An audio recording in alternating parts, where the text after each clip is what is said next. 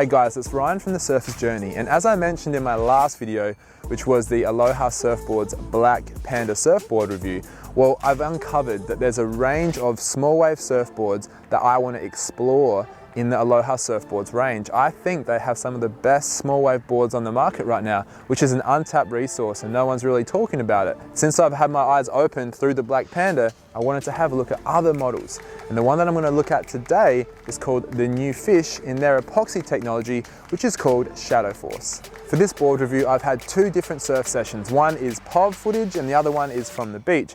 Now the POV session was high quality, 2 to 3 foot bowly, punchy, really fun, and that's where that board went really well. I then surfed it in some fatter waves, similar sort of size, maybe a little bit bigger, but it was fatter and slower in quality, and it definitely didn't go as well. There were moments where it did, when I had speed and a good section, but outside of that, it wasn't as good as the Black Panda if you're comparing apples for apples in small grovelly waves. It needs smaller waves, yes, but they need to be high quality. And this is what I always say, you need to have multiple boards for multiple conditions. There really is no one size fits all. It's going to be lacking in some sort of way. But that's where I think Aloha Surfboards have done it really well. They have specific small wave boards for a specific type of smaller wave.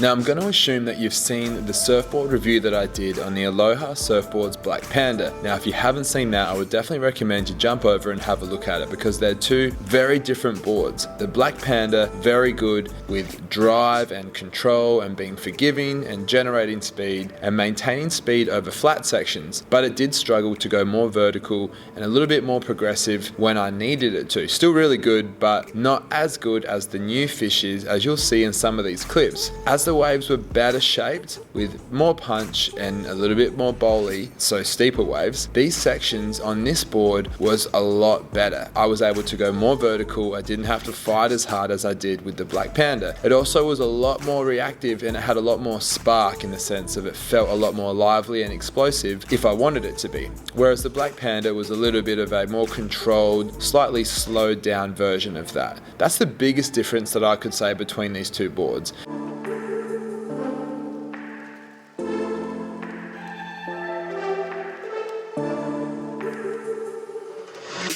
And that's the biggest thing about the New Fish and why I think it's definitely a small wave high performance board rather than a groveler. In my eyes, the Black Panda, fantastic groveler, but this New Fish is definitely not a groveler for me. I felt like it struggled when it was fat and slow.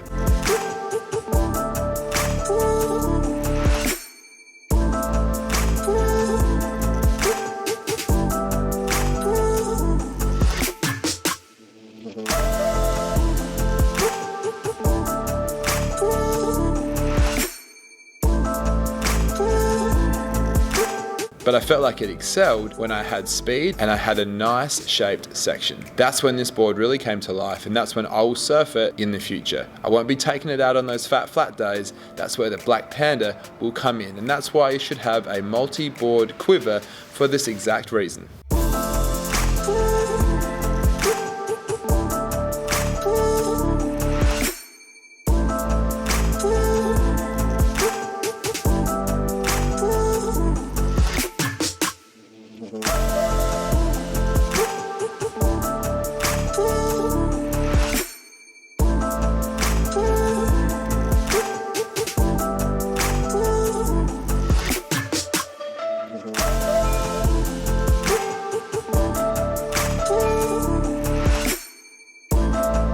Guys, thanks for watching the video today. I hope that it's given you a bit of an insight into the New Fish, a different kind of board than the Black Panda that the Aloha surfboards actually offer. This board is a little bit more high performance. You're going to want to have high quality waves, Not necessarily big, but you want it to be punchy and bowly to take this board out. For me and the kind of waves I surf, I believe that the Black Panda is a better choice just because it goes a little bit better when it's fatter and low quality than this board. But that's just my opinion. It's still a great board.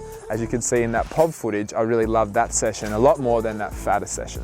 But that's just my opinion. I think you should definitely have it on your watch list for a small wave high performance board when the waves are a little bit better in quality.